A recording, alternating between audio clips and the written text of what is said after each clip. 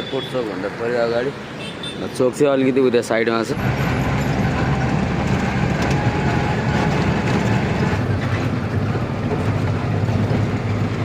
यो चाहिँ हरियो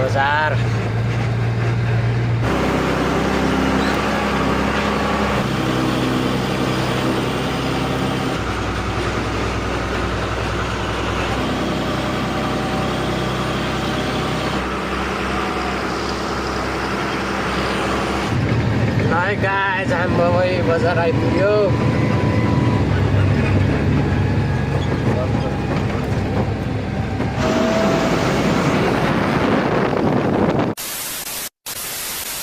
हेलो एन्ड नमस्ते साथीहरू, हजुरहरूलाई फेरि स्वागत छ मेरो भ्लगमा। हजुरहरू सन्चै राम्रै हुनुहुन्छ होला, म पनि सन्चै राम्रै छु गाइज हैन। म चाहिँ अहिले हिजो खाली गरेर सर त्यहाँ कुसुमा आएर सुतेको थिएँ हैन। अनि फेरि हामी दुईटा गाडी, अर्को हाम्रो यता 27 हाम्रो यता सम्झिएको गाडी टक्क 27 अनि मेरो गाडी यता छ। हामी दुईटै गाडी चाहिँ अहिले सुर्खेतको लागि भनेर लोड गर्न आछौँ गाइज। यहाँ यो सम्राट सिमेन्ट फ्याक्ट्रीमा हैन।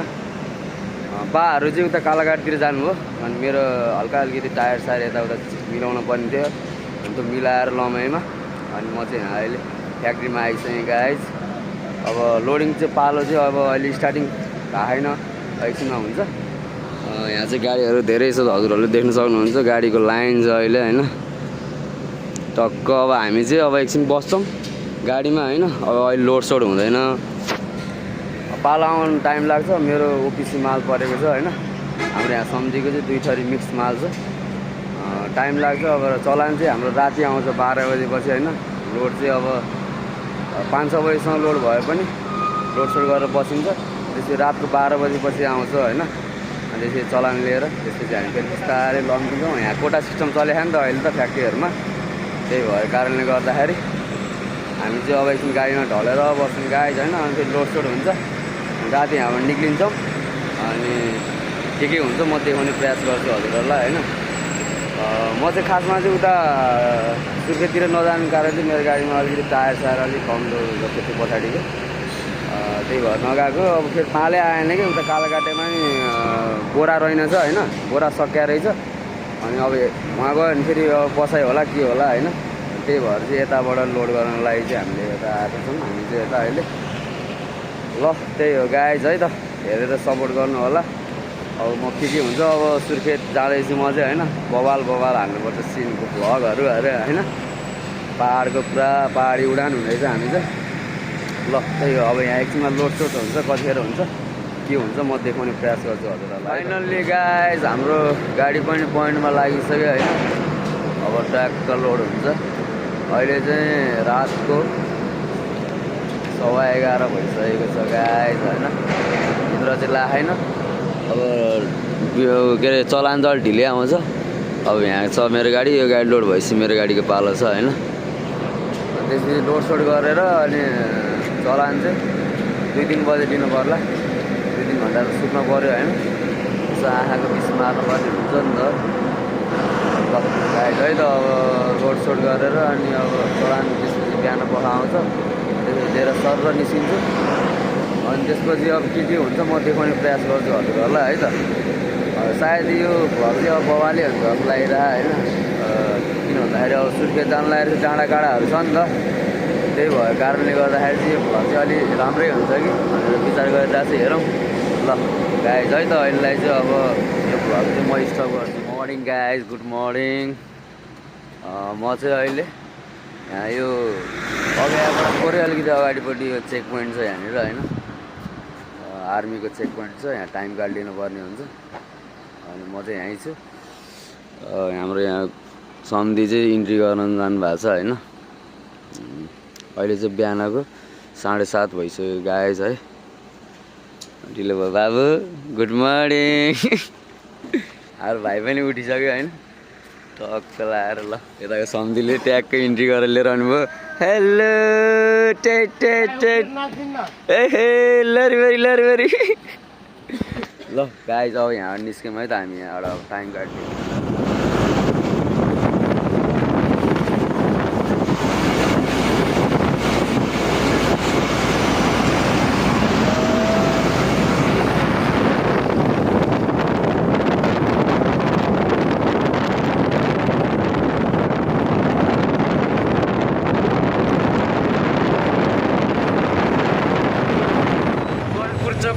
गाइज हामी चाहिँ सुर्खेततिर जान्छौँ।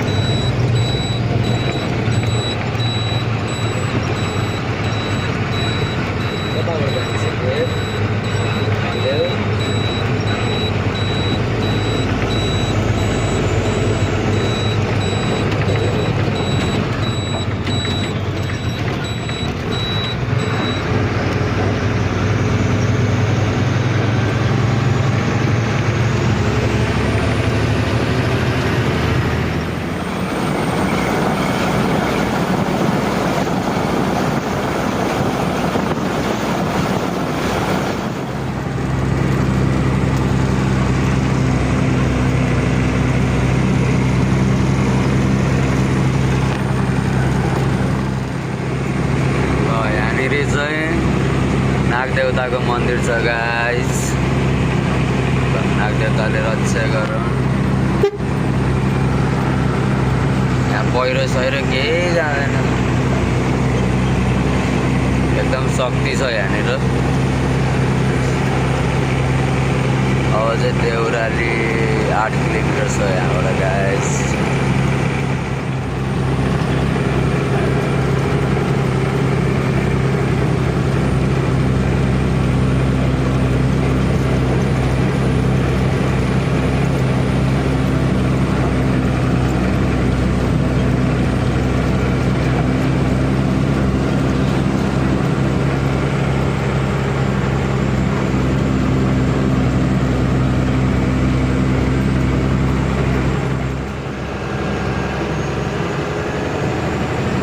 गाइस हामी चाहिँ ट्याक्कै अहिले देउराली डाँडा।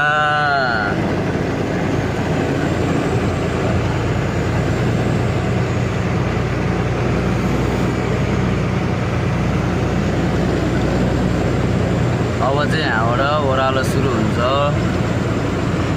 9 किलोमिटर छ ओह्रालो, त्यसपछि बबाई आउँछ गाइस। बबाई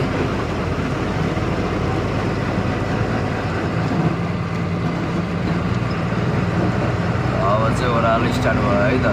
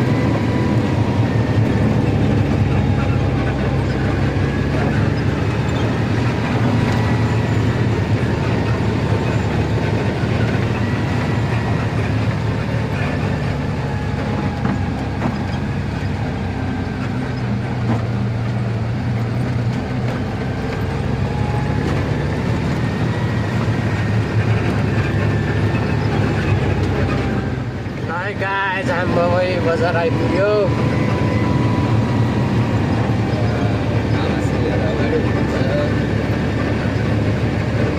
मामा श्रीहरू अगाडि हुनुहुन्छ।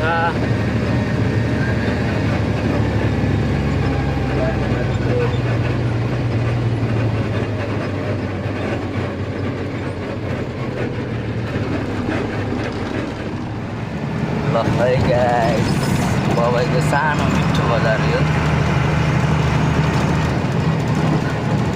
खाना चाहिँ हामी माथितिर गएर खान्छौँ गाइस। ल हामी चाहिँ बबाईबाट उकालो लागिरहेछौँ हरेको। जाँदैछौँ हिँड्दैछौँ, उकालो उक्लिँदैछौँ। यसरी बाटोमा चाहिँ घाँस काट्न आउनुहुन्छ यहाँको दिदी बहिनीहरू।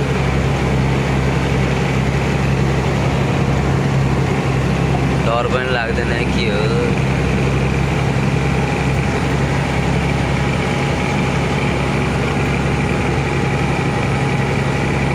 भारतबेन चाहिँ हाम्रो पछाडि हुनुहुन्छ, हामी चाहिँ अगाडि छौँ गाइस। यहाँबाट प्रेमनगर चाहिँ वीरेन्द्रनगर 51 किलोमिटर रहेछ, बाङ्गे सिमल 55 किलोमिटर रहेछ गाइस। हामी त छिन्चुतिर पुगेर खाना खाइदिने हो।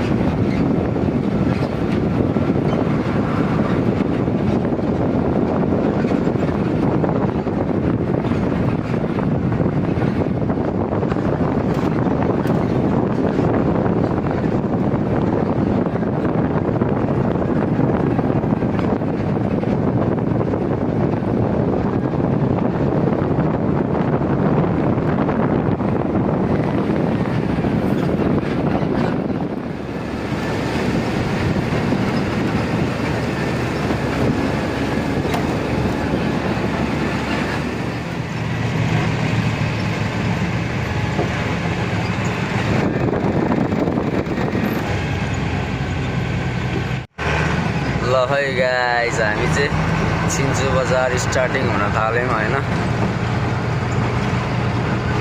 त्यहाँ अगाडि छ सिन्चु बजार चाहिँ मेन बजार यो चाहिँ सुरुवाती बजारहरू हो स्टार्टिङ पोइन्ट बाटो बन्दैछ यहाँनिर ठुलो बाटो भएपछि मजा आउँछ झन् अझै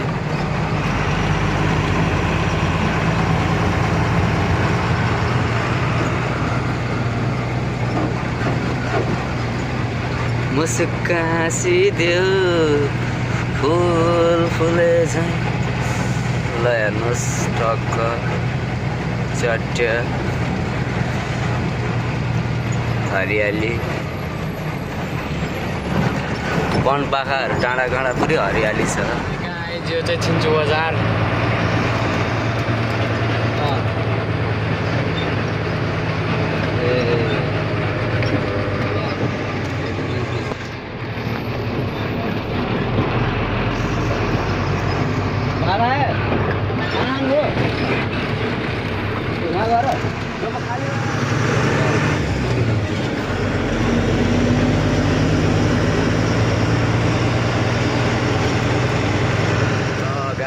यो चोकबाट चाहिँ अब देब्रे आएर जानुभयो भने सुर्खेततिर पुगिन्छ दैलेख अब त्यतैबाट जाने भइहाल्यो यता दाहिने लाएर जानुभयो भने चाहिँ जाजरकोट अब मेलकुना बोटे चौर अब त्यही त गुमीतिर त्यतातिर पुगिन्छ गाइस है त यही हो यहाँनिर चाहिँ अलिकति कच्ची बाटो छ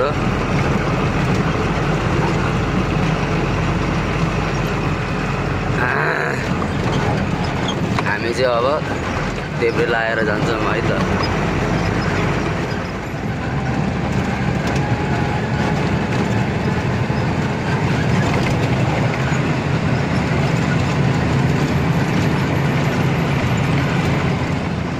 गाइस हामी फेरि पुल आइपुग्यो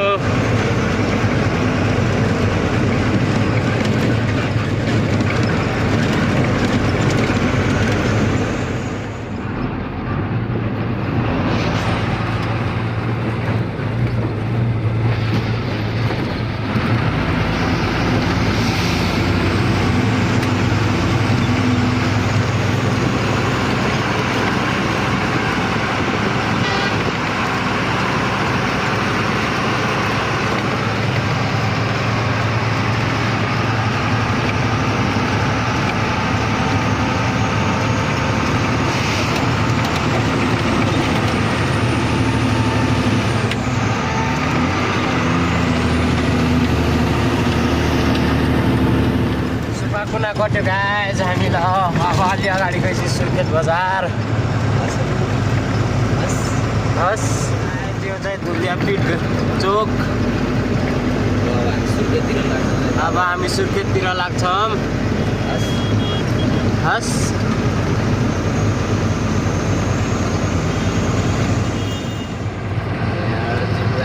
ल यहाँबाट जुम्ला गाइस 241 किलोमिटर ल गाइस हामी चाहिँ पिपरा आइपुग्यौँ हामी चाहिँ गाइस पिपरा चोक चाहिँ यहाँ अगाडिपट्टि छ पिपरा चोक